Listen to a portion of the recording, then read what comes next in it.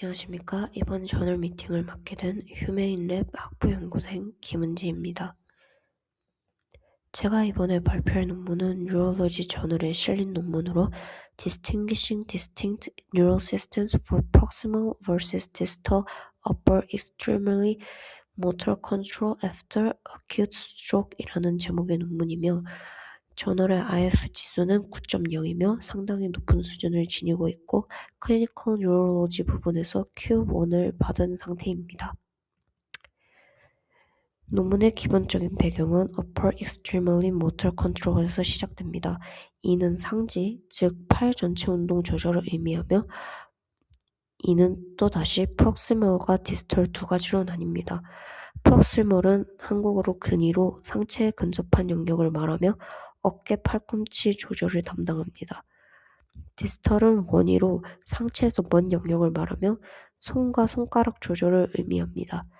기존 연구에서는 이런 급성 뇌졸중 초기에는 원위부 부분이 근위부 부분보다 영향을 많이 받을 것이라 했으나 후속 연구에서는 반드시 또 그런 것만이 아니라는 주장이 나왔습니다. 다만 이런 주장들은 유병률과 신경해부학적 정량한 연구가 없었기 때문에 본 논문에서는 급성 뇌졸중 이후에 나타나는 근위와 원위 장애가 얼마나 흔하고 뇌졸중에 기능적 영향을 주는지 어떤 신경해부학적 연관이 있는지를 연구하고 있습니다.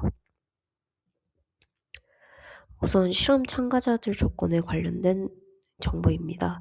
참가자들은 급성화혈성 뇌졸중이 1주 내로 발병한 환자, 그리고 18세에서 90세 사이인 환자, 그리고 영어로 된 간단한 지시를 이해할 수 있는 환자, 한쪽 상지에 근력 악화가 있는 환자, 의식에 심각한 장애가 없는 환자들을 위주로 이 5가지 조건을 모두 충족하는 사람들 141명을 선별하여 실험을 진행하였습니다. 모터 어세스먼트 부분입니다. 근원위부의 기능적 요소를 조사하기 위해 2가지 조사를 진행하였는데요. 우선 처음은 뇌졸중 지표에서 흔히 쓰이는 UEFMA로 Upper Extremely Flammable Motor Assessment라고 부릅니다. 이 중에서도 특히 근원위부의 기능적 연관성을 확인하기 위해 Flexor Energy와 Hand Scores 부분을 추출하여 Proximal Individuation과 Distal Individuation 점수로 각각 나눴으며 각각 12점과 14점 최대 점수를 포함하고 있습니다. 다른 실험은 SAFE로 근력 기능을 확인하기 위한 시험인데 어깨 부분과 손가락 부분 각각 최대 5점으로 Shoulder Abduction은 Proximal 부분, 그 다음에 Finger Extension 부분은 Distal 부분에 해당한다고 보면 됩니다. 이렇게 이 두 지표를 이용해서 근위부, 원위부 특성을 정교화하였으며 사람마다 중증도가 다르기 때문에 원위부에서 근위부를 뺀 값은 분모로 원위부에서 근위부를 합친 값은 분자로 점수를 내려 Normalized Distal Proximal Gradient를 도출해냈습니다. 이는 상대적으로 어느 부분이 더 잘 보존되어 있는지를 나타내는 지표입니다. 이 시험에 맞춰서 90일 뒤에 기능적 측면인 BBT, BI, MRS 측정도 동시에 진행하였는데 BBT는 나무 블록을 옮기는 태스크로 즉 손가락의 기능적 이상을 확인하는 태스크이며 환자의 디서빌리티를 측정한 지표는 MRS, 그리고 BI는 일상생활 수행 능력 점수와 지표로 이후 근원위부의 오류와 기능적 연관성을 알아보기 위해 같이 측정이 되었습니다. 다음은 이미지 프로세싱입니다. DWMRI를 통해 병변의 위치를 확인했으며 신체상의 이유로 MRI가 불가능한 사람은 CT로 측정을 하였습니다. 사람마다 뇌의 크기와 병변의 위치가 다르기 때문에 표준 뇌샤 표기에 맞춰 퍽셀이라는 3D 픽셀 단위를 기반으로 매핑을 진행하였습니다. 병변은 5명 이상 환자가 공통적으로 앓고 있는 경우에만 고려하여 그 복셀이 얼마나 디스털이나 프록시멀과 연관되어 있는지를 T맵으로 만들었습니다. 여기서 더 세분화하여 근위와 원위의 최대 차이를 보기 위해 근위부에서 원위부를 마이너스한 tmap diff를 만들었고, 만약에 이 값이 음수이면은 원위적 연관성이 더 높은 부분이며 이 값이 양수이면 근위적 연관성이 더 높은 부분인 것으로 알 수 있습니다. 여기서 중간에 기능적 연관성이 높은 피질과 영역들을 관심 영역 ROI로 선정해서 맵에 참조했고요. 이때 tmap의 값이 우연으로 나온 지표일 수도 있으니 permutation 과정을 거쳐 둘을 대조하면서 우연의 여부를 확인했습니다. 이를 통해 인격과시 필요 없는 클러스터 항상 처리가 가능했습니다. 그리고 각각의 기능적 상관관계를 위해 원위적 지표끼리와 근위적 지표끼리의 연관성을 확인하는 스피어맨 방식을 사용했으며 디스털 프록시멀 그레디언트와 펑셔널 아웃컴 간의 연관성을 분석하여 디스털 모터 컨트롤 보존이 실제 기능 회복과 관련되는지 BBT, BI, MRS를 통해 확인했습니다. 또한 뇌졸중의 종류에 따라 유의미한 차이가 있는지 각각 경우에 따른 그룹 간의 분석을 하기 위해 피어슨 카이 제곱 검증을 사용했습니다. 이제 그로 인해 나온 결과인데요. 먼저 여기서 뇌졸중을 겪는 사람들이 근력이나 상지운동 장애 하나가 아닌 둘을 공통적으로 흔히 앓고 있음을 확인할 수 있습니다.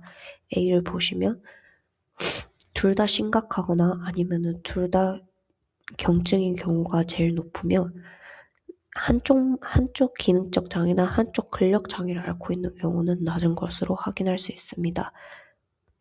B에서는 상지운동 장애와 근력이 비례하여 증가하는 그래프의 양상을 확인할 수 있는데요.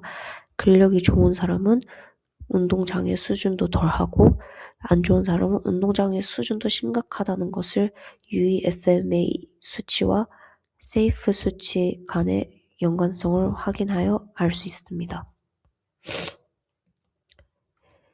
그리고 여기 나온 지표는 앞서 실시한 두 가지 검사들을 근위 원위 기준으로 각각 특성 지표들끼리도 연관성이 있나 나타낸 결과인데 원위 지표인 DI가 손가락 결과인 FE와 0.77, 어깨 결과인 SA와 0.31로 원위끼리 연관성이 있음을 나타내며 원위에 문제가 생기면 근위와 같이 문제가 따라간다기보다는 독립적으로 문제가 생긴다는 것을 주로 알 수 있었고, 반대로 근위 지표인 PI가 각각의 근력 지표와는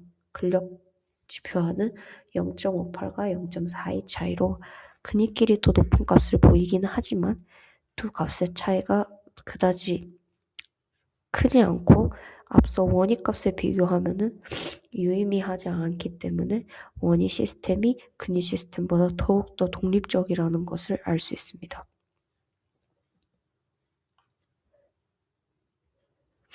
여기서는 원위와 근위의 보존율과 회복의 연관성을 확인할 수 있는 부분인데요.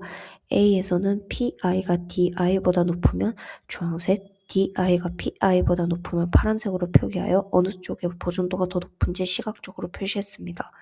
기존 전통적인 패턴에서는 뇌졸중에서 근위가 더 잘 보존되는 거였으나 파란색이 23%, 즉 원위가 더 잘 보존되기도 하여 아예 근위만 보존된다는 결과를 깨는 값을 보여줬습니다. 참고로 초록색이나 노란색은 둘 다 마비되거나 둘 다 정상인 경우를 나타냅니다. 연구진은 원위 보존 현상이 특정 혈관성 스트로크 서브타입에서만 나타나는 현상인지 확인 과정도 거쳤습니다.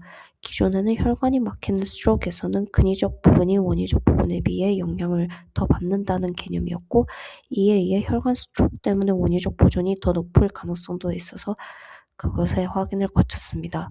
그러나 테이블에서의 스트로크 서브타입을 기반으로 환자들의 원위 보존율을 봤을 때 0.28과 0.38의 차이로 유의미한 차이가 있지 않아 특정 혈관성 질환이 원인이 아님을 확인했습니다.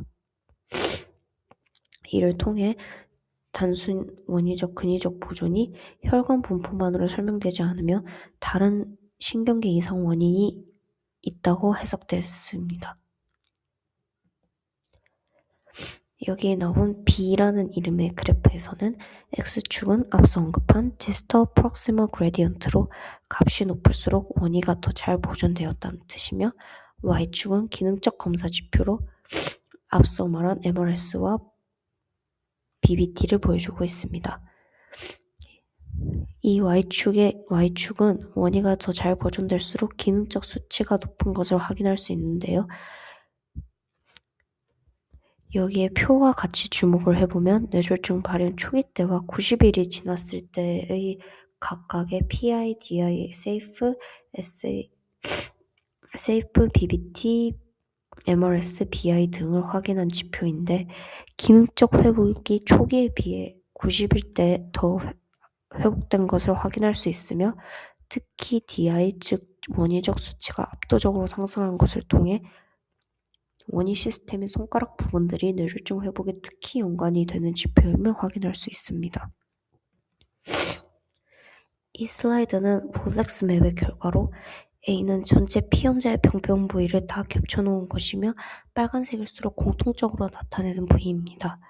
B는 주황색 부분은 근위적 손상과 더 관련된 영역, 파란색 부위는 원위적 손상과 더 관련된 영역으로 근위적 부분은 클러스터 단위처럼 광범위하게 퍼져 있으나 원위적 부분인 파란색 부분은 제한적으로 몰려있는 것을 확인할 수 있습니다.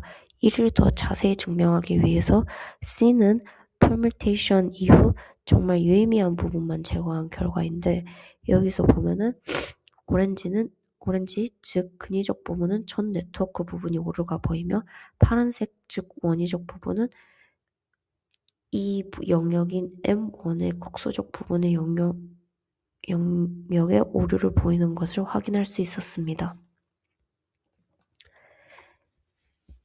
마지막으로 결론 도출입니다. 이 결과를 통해 원위부 결손과 근위부 결손을 구분할 수 있었으며 근위부와 원위부는 각각 별도의 시스템이고 개별적으로 영향을 받을 수 있다는 것, 그리고 원위부가 특히나 뇌졸중의 재활과 지표에 유의미한 부분을 보이며 이것의 보존율이 높을수록 회복에 영향을 미친다는 것을 알게 되었고 원위적 부분 손상은 특수한 부위의 손상이 주 원인이며 근위적 부분은 피질 운동 영역 및 감각 운동 경로의 손상과 관련이 있다는 것을 알게 되었습니다.